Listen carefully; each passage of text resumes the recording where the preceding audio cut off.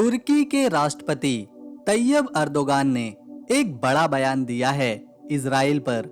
अब तुर्की भी इजराइल में अपनी सेना उतारेगा इजराइल के खिलाफ।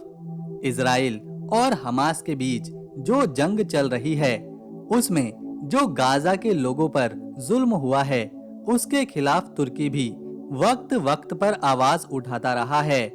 और एक बार फिर तुर्की के राष्ट्रपति अर्दोगन ने इजराइल को धमकी देते हुए कहा है कि वो जिस तरह लीबिया में घुसा था, कारबाक में घुसा था, ठीक उसी तरह वो इजराइल में भी घुस सकता है। जवाब में इजराइल के नेतन्याहू ने तुर्की को जवाब देते हुए कहा कि अगर इजराइल में तुर्की की सेना ने घुसने की कोशिश करी तो वो पूरे तुर्की को ही मिटा के रख देगा।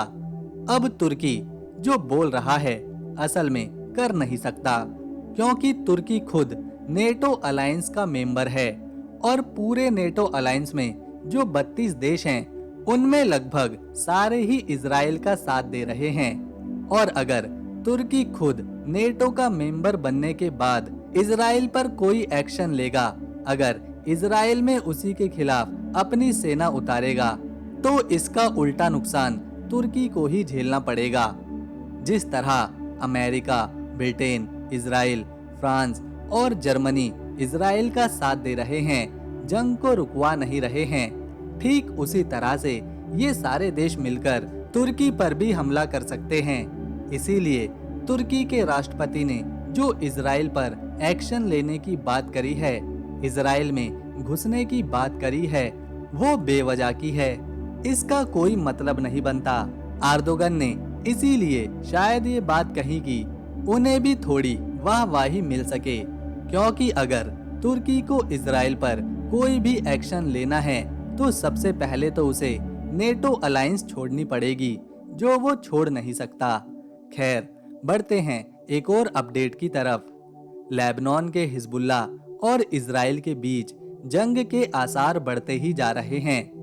एक तरफ इजराइल लेबनान की राजधानी बैरूत पर हमला करने की तैयारी कर रहा है, तो दूसरी तरफ हिजबुल्ला ने ये साफ कर दिया है कि अगर उनकी राजधानी बैरूत पर किसी भी तरह का हमला इजराइल करता है तो उसे उतना ही नुकसान अपने शहर तेल अवीव में झेलना पड़ेगा।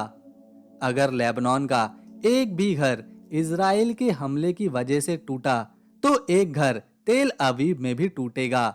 लेबनान और इजराइल के दक्षिणी बॉर्डर पर हलचल तेज हो चुकी है, जिसमें हिजबुल्ला ने अपने हमले इजराइल के दक्षिणी बॉर्डर पर बढ़ा दिए हैं। जब इजराइल के मजदल शम्स इलाके में रॉकेट गिरा था तब उसमें 12 लोगों की जानें गई थी, जिसका जिम्मेदार इजराइल ने हिजबुल्ला को बताया था कि हिजबुल्ला ने उसके मजदल शम्स शहर में रॉकेट दागा है, जबकि हिजबुल्ला ने कहा हमने ये हमला किया ही नहीं, हम आम लोगों पर कभी हमला करते ही नहीं हैं। इजराइल का खुद का एयर डिफेंस सिस्टम का रॉकेट ही उसी के शहर पर गिरा है, जिससे 12 लोगों की जानें बेवजह गई हैं। अब इजराइल को एक बहाना चाहिए होता है, एक मौका चाहिए होता है कि किसी को हमले का जिम्मेदार बनाओ और फिर अमेरिका की मदद से उस पर हमला कर दो। और ऐसा ही शायद इस बार भी इजराइल ने किया है।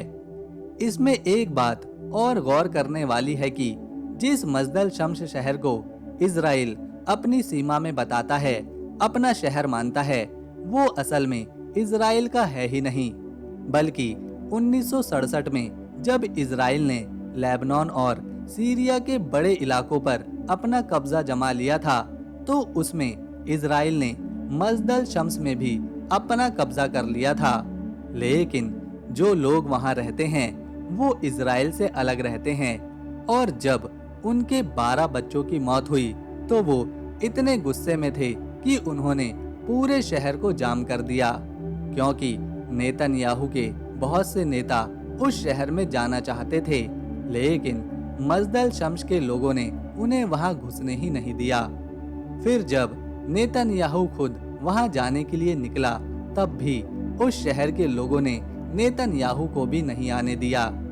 जब इजराइल 1948 में अमेरिका की मदद से बना था तब वो इतना बड़ा नहीं था, लेकिन धीरे धीरे इजराइल ने फिलिस्तीन की जमीन को हथियाना शुरू कर दिया, अपनी कॉलोनियों को गाजा में जबरन बसाना शुरू किया और उस फिलिस्तीन के क्षेत्रों को, उस फिलिस्तीन के हिस्सों पर भी अपना कब्जा करना शुरू कर दिया जो इजराइल का था ही नहीं।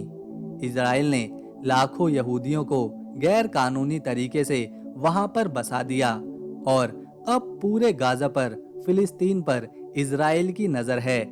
ठीक इसी तरह 1967 में इजराइल ने लेबनान और सीरिया के कई इलाकों में एक बड़े हिस्से को अपने अंडर ले लिया था और वहां पर अपने सैनिक तैनात कर दिए थे।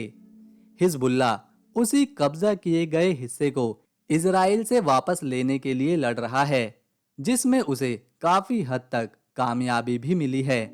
हिजबुल्ला ने लगभग 50% से भी ज्यादा लेबनान की जमीन को इजराइल से वापस हासिल कर लिया है और इसीलिए गाजा के लोगों को सपोर्ट तो लेबनान कर ही रहा है, लेकिन हिजबुल्ला को इजराइल से अपनी सारी जमीन वापस भी चाहिए, जिसे इजराइल देना नहीं चाहता।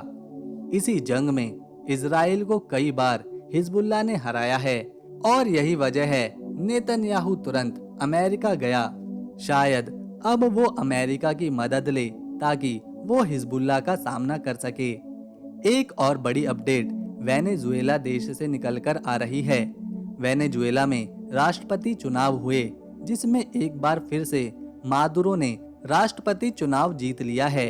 मादुरो पूरी तरह से फिलिस्तीन को सपोर्ट करते हैं। रूस के राष्ट्रपति व्लादिमीर पुतिन और चीन के राष्ट्रपति शी जिनपिंग ने भी मादुरो को फिर से राष्ट्रपति बनने पर बधाई दी है।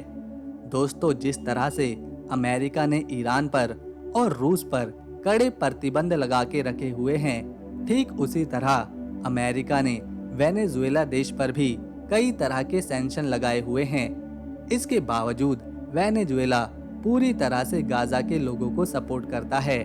एक और बड़ी अपडेट इजराइल के लोगों ने ही कर दी है इजराइल के सेना के बेस में तोड़फोड़। पिछले कई महीनों से गाजा के जो लोग बंदी बनाए गए हैं इजरायली सेना द्वारा, उनसे इजरायली सेना बदसलूकी कर रही है। इसी का विरोध प्रदर्शन करने बहुत सारे इजरायली सेदे तेईमान के कंपाउंड में इकट्ठे हो गए, जिसके बाद जब प्रदर्शन तेज हो गया तो वहां जो सेना का बेस था, जो इजराइल की सेना अपना बेस बनाकर वहां पर मौजूद थी, प्रदर्शनकारी उनके बेस में घुस गए और तोड़फोड़ करी, यहाँ तक कि गेट भी उखाड़ दिया। इन लोगों का कहना था कि गाजा के बंदियों पर अत्याचार किया जा रहा है, जिसके वो हकदार भी नहीं हैं। इजरायली सेना ने फिलिस्तीन के एक कैदी के साथ गंभीर दुर्व्यवहार किया था, जिसके बाद ही ये सब देखने को मिला। नेतन्याहू ने तुरंत इस पर एक बयान जारी किया, जिसमें घटना की कड़ी निंदा उसने करी, भावनाओं को शांत रखने को कहा। तो दोस्तों, अगर आपको इन्फॉर्मेशन पसंद आई तो इस वीडियो को एक लाइक दें, शेयर करें और चैनल को सब्सक्राइब कर बेल आइकन दबाएं, ताकि आने वाली नई वीडियो की अपडेट आपको मिले सबसे पहले।